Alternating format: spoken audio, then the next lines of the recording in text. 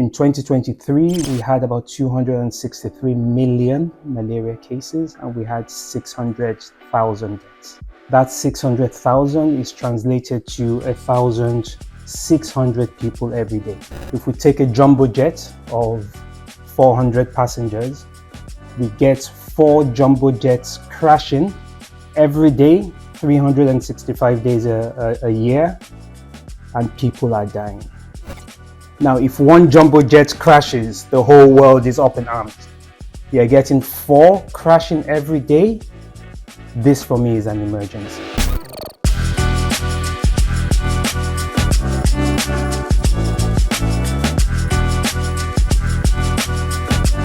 Good afternoon, Dr. Michael Charles. We're pleased to have you join us today on this Nigeria Health Watch Curated Conversations series. It's a series that we developed at Nigeria Health Watch in order to gain insights from people like yourself who, are able to give us more insights about the critical issues we face in the health sector, and really leaning on your expertise as a professional to basically get a greater understanding of the health ecosystem.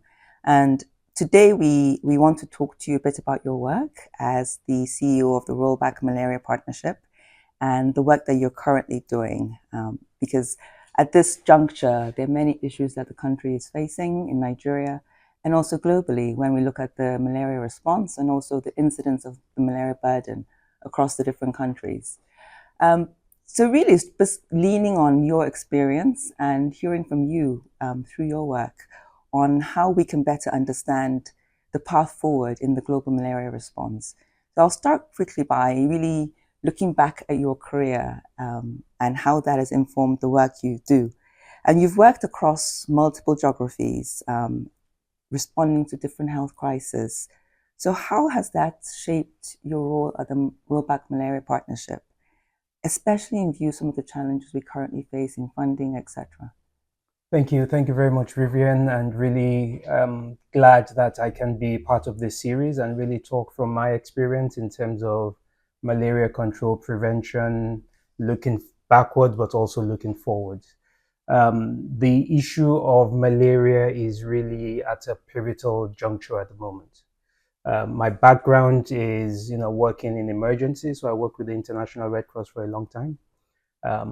Working in emergencies, floods, cyclones, natural disasters, and I see malaria to be quite similar. Why do I say that? Malaria has been with us for centuries, and it seems not to be getting better. We had a lot of progress between 2000 and 2015, where we were able to halve the cases of malaria, half the deaths of malaria. But we see on our African continent at the moment that 95% of cases globally is on the African continent, and 96% of deaths is on the African continent.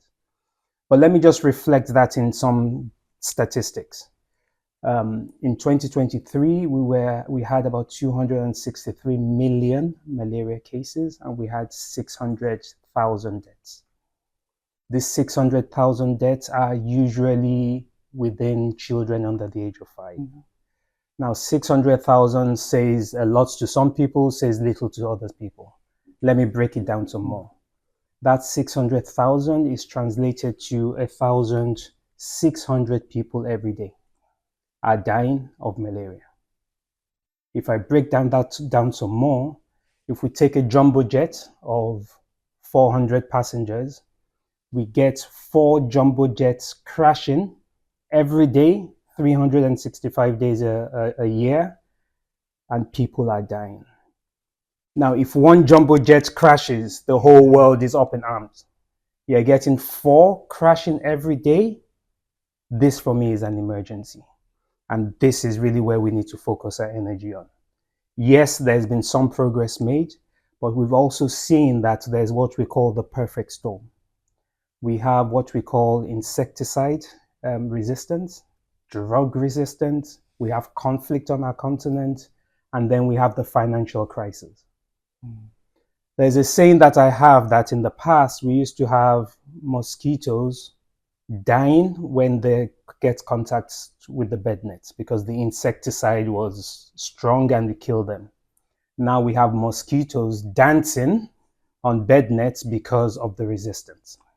So as we fight the battle against malaria collectively, we need to look at how do we educate the population, because drug resistance is also something that is driving malaria up.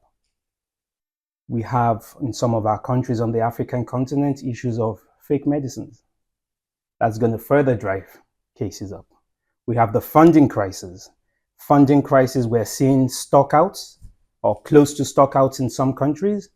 If there is stockouts and there's no medication, the ACTs, people on the continent might again increase the amount of fake medicines on the market, increase resistance, just makes the fight against malaria so much more difficult. So for me, really, it is in my role as the RBM CEO, it is really seeing how we can come together in a coordinated manner. We have many organizations, many agencies trying to drive down the burden of malaria. My action is how do we do that in a coordinated manner so that we're not duplicating, we're not in competition with each other, but we're complementing and really seeing how best we can use our resources optimally. We know 2025 January was a turning point for many in the development world, including our world of malaria. We need to work smarter, we need to use our resources better, and we need to come together as humanity, as Africans, as nations to really say enough is enough. We cannot afford to have 4 jumbo jets crashing every single day and we're just waiting. Thank you for that. I mean, you've raised so many issues around the fact that first, the African continent has the highest burden, and Nigeria accounts in sub-Saharan Africa for one of those, as being the country that has the largest proportion of people with malaria. But then on the same end, the response to these high incidents of malaria, we seem to have challenges. You raise issues of bed nets, drug resistance. So RBM has launched this new high impact to high burden approach to drive down malaria cases. And the aim of this, from what I understand, is to ensure that you have smarter funding and greater accountability. But with the funding cuts that we now see that you also highlighted, how do we ensure that a lot of these high burden countries, we don't lose the momentum that has been gained so far? Good question. And we've had series of conversations in the last, 1 year around funding cuts. As I said, the reality, we've been speaking about it for a long time, but the reality really hit everybody January 2025 when the fundings were cut in many places. You also said it very well. Nigeria, being a population of over 200 million, accounts for 27% of the global malaria cases. So what do we need to do differently? We have various declarations. We have the Abuja Declaration. We have the Lusaka Agenda now. We have the Yaoundé Declaration, which is, political will, leadership, and all that. And I always say that all those declarations does not count too much if we don't turn those declarations into action. And the action, when we talk about malaria or health generally, action for me is beyond leadership. Myself, yourself, the person on the streets needs to be part of that action. Yes, leadership needs to lead and show us the way, but we all need to be part of it. We all need to join the fight against malaria. If I look at, the funding cuts at the moment, I was talking to somebody at the Africa CDC yesterday, and, they've done a modeling to say if we used the same amount of funds that we're being given now, if we used it more responsibly in terms of accountability, good governance, leadership, we will be able to do 40% more with the actual funding we have at the moment. So is the issue more money or is the issue doing things better? For me, I think it's a bit of both. But we really need to introspect on ourselves to say, what can we do? How can we make sure that the dollar goes a little bit further than it's actually going at the moment? The Minister of State for Health yesterday in a meeting with the Africa CDC was saying, the country has made a decision to cut back on travels, cut back on unnecessary workshops, cut back on, things that are good to have, but not absolutely necessary to have. So we need to start thinking much more broader. We need to start thinking in an integrated manner. And we have countries like Nigeria that has stepped up, to bring in more domestic resources into health. Unfortunately, not every country can afford that. We are lucky that we could afford that. Is it enough? Definitely, we need more. But at least there's that will and there is that intention to say we cannot let our people die because we need to do things as a country. So government is stepping up in some areas. And my question is, what about the citizens? Now, the fight against malaria, to be specific, if we look at countries that have been able to be certified malaria free, we had Cabo Verde 2 years ago, Egypt last year. They don't look at the fight against malaria from a health perspective alone. And I think if we look at it from a health perspective alone, we would not succeed. Breeding sites for mosquitoes are stagnant water. We see our roads, potholes. Who should fill that pothole? Is it the Ministry of Health or the Ministry of Development? We have gutters, open gutters. Is it the responsibility of the Ministry of Health? No, we need to work together. So what I'm saying is that there is a clear linkage between malaria and the whole of society, what I call a whole of society approach. Be it education in schools, we need to educate our children. Be it, issues around gender, we see that women are maybe not biologically more susceptible, but they're more affected. Pregnant women, they get sick. We see that having worked in a hospital in Lagos, at the heart of Lagos for a few years, you see that when children come to hospital, who comes with them? It's not the man, it's not the father, it's the mother. We've seen a lot of absenteeism, so the economic wastage, because of malaria. We did a study last year that in Mozambique, 25% of the household income is spent on malaria and preventing malaria. 25%. That's huge. If I have to spend 25%, I have to send my kids to school, I have to feed, I have to pay my rent, there's nothing left. So we're really seeing the burden of malaria on our lifestyle, on our continent, on our economy is so huge that if we don't do something about it, it's going to further drive people into poverty and it's just going to be a vicious circle. I'll end with another statistics that says if we're able to reduce the burden of malaria by 90% by the year 2030, we would increase the GDP on the African continent by 127 billion US dollars. That's 127 billion that can go into education, into infrastructure, into development, into so many things. So fighting malaria and ending malaria is in the interest of everybody. Absolutely. And the way you've pitched it, the last statistic tells us that it's an existential risk on our economy. Correct. Beyond just health. Correct. And the whole of society approach you mentioned. So it really goes beyond political will, all the declarations you cited. Also looking at local ownership, but having targeted and accountable responses to malaria, given we have limited funds now. So how critical is the strategic use of data? For instance, sub-tailoring that we're currently doing in Nigeria. How critical do you think is that in keeping the efforts targeted and impactful? Subnational tailoring for our audience is basically, how do we cascade the interventions that needs to be done based on the data that we're seeing. So for example, urban versus rural. Do you use the same strategy in an urban setting or in a rural setting? Do you use the same strategy when you have more children under 5 within a community or you have more, adults within the community? So data is really critical for us to be able to get to that decision making. And without concrete data, we're just basically, groping in the dark because we don't know. With the limited resources now, we have to be smarter. We cannot be, doing the same thing everywhere like we used to do before. So that's why, Nigeria has gone or is going through the process of subnational tailoring.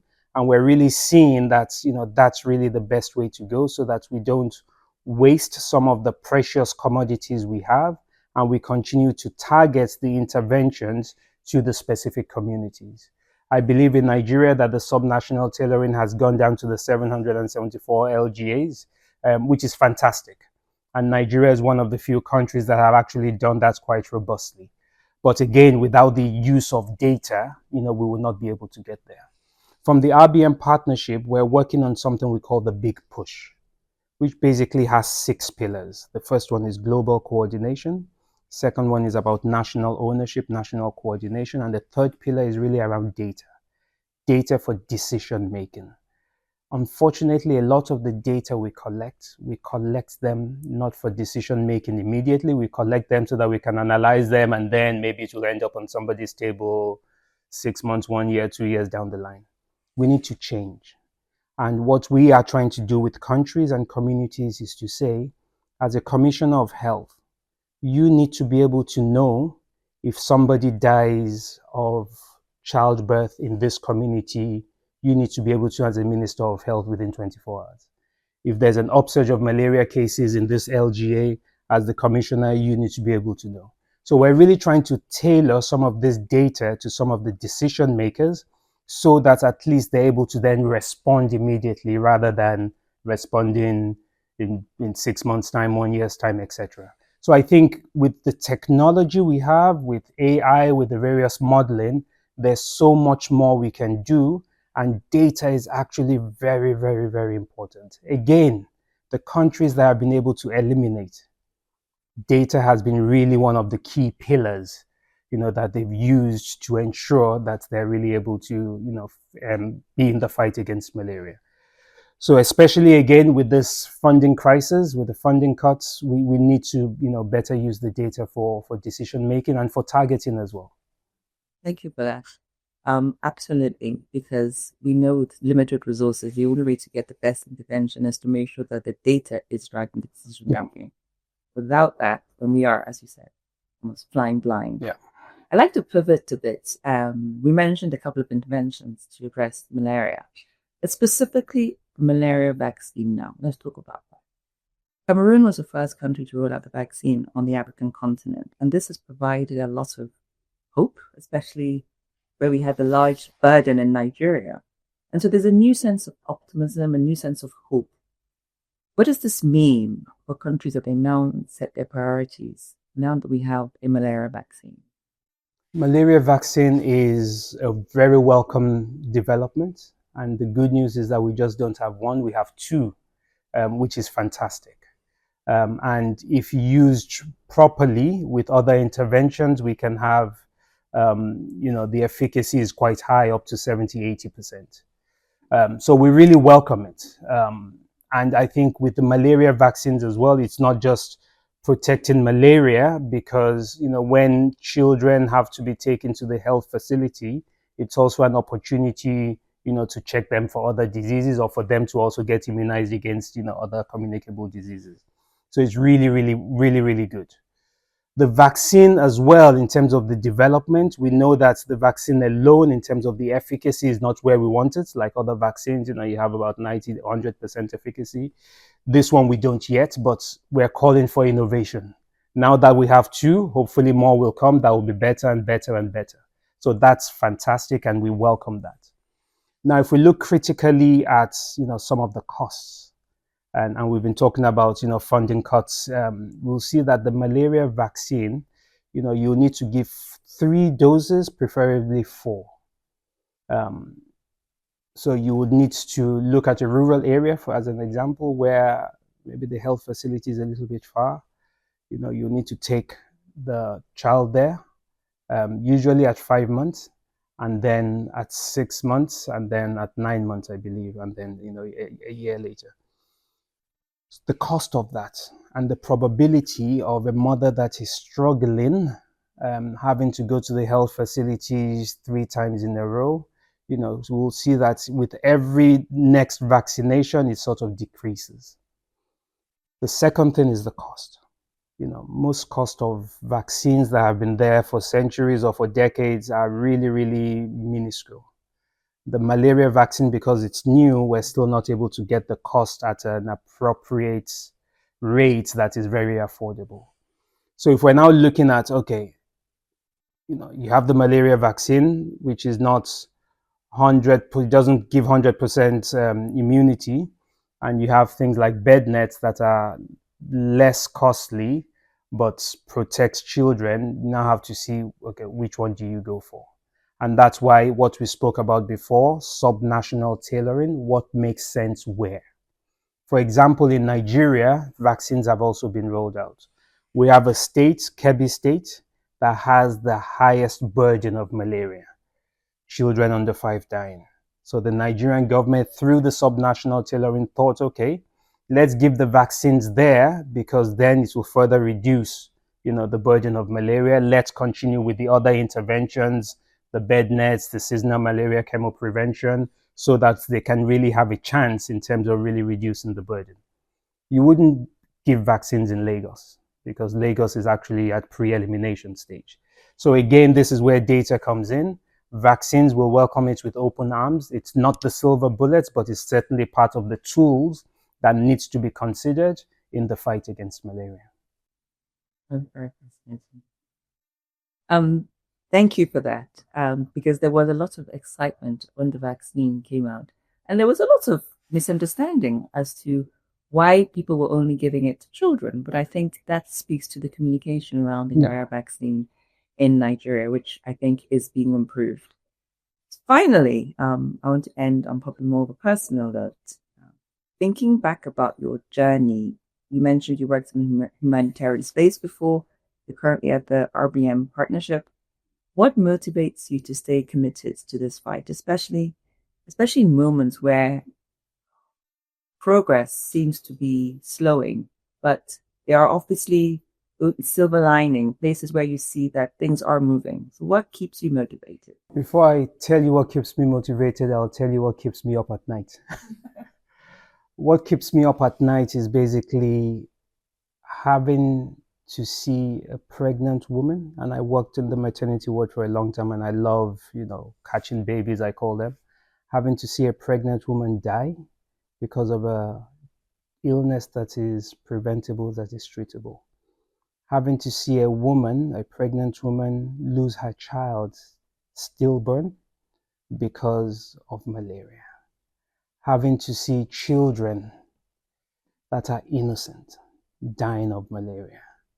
If I had time, I'll tell you a personal story. I don't know whether I have time to tell the personal story, but as I said, I worked in Lagos, and there was this one night that a guy called Sule came in with his mother, malnourished, vomiting, high fever. The mother didn't have anything. I was a young medical doctor then. I had to use my money, buy, the medication. We treated Sule. Sule was, unconscious, cerebral malaria. We treated Sule. Sule went home. 6 months later, I was on call and Sule came back. Malnourished, gasping. Sule died. That was the first time I cried because of a patient. Now, whether Sule died of malaria or died of diarrhea or died of malnutrition doesn't matter. Sule died. And we still have many, many, many Sules still dying today. So that's what keeps me up at night to say, what more should we do? What gives me hope is that we've been able to create more momentum. We've been able to get our leaders to listen. We've been able to get our leaders to commit.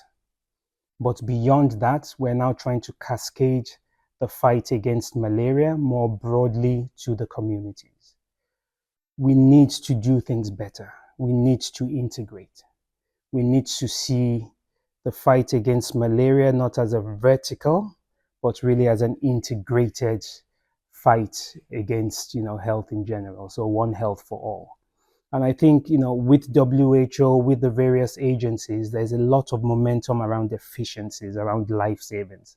So that's what gives me hope that slowly but surely, we're trying to get there. There's momentum. We're not there yet, don't get me wrong, and I don't think we're moving at a fast pace enough.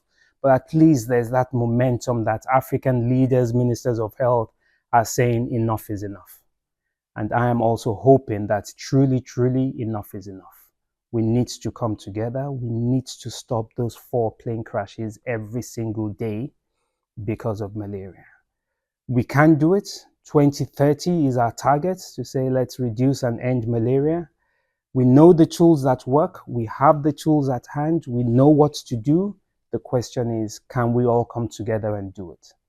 Again, fighting malaria, ending malaria cannot be done from a health perspective alone. We need to come together as the whole of society to really end this. So there is hope, and from the RBM Partnership and in my role, I will continue to advocate. I will continue to do what I have to do to ensure that we don't have many more Sules dying of a disease that is preventable and curable. Thank you so much for that, Michael. I think your insights gives a broad spectrum of views. So spanning from ensuring that it's a whole of society approach, because we often see malaria treated in health camps. When we look at the other departments, the other ministries, the other agencies that can actually have an input into the malaria elimination, from looking at, you mentioned water in areas being stagnant. That's an environmental issue. We look at nutrition. That's a health issue, definitely. Yeah. We also look at the financial aspects, which is how do we ensure, given the funding cap, that we have sustainable funding for these targeted interventions that are driven by data. So there is a lot to do. There is hope with the malaria vaccine being targeted in communities. But I think finally it is up to all of us to make sure we are educated, make sure that our government's kept held accountable.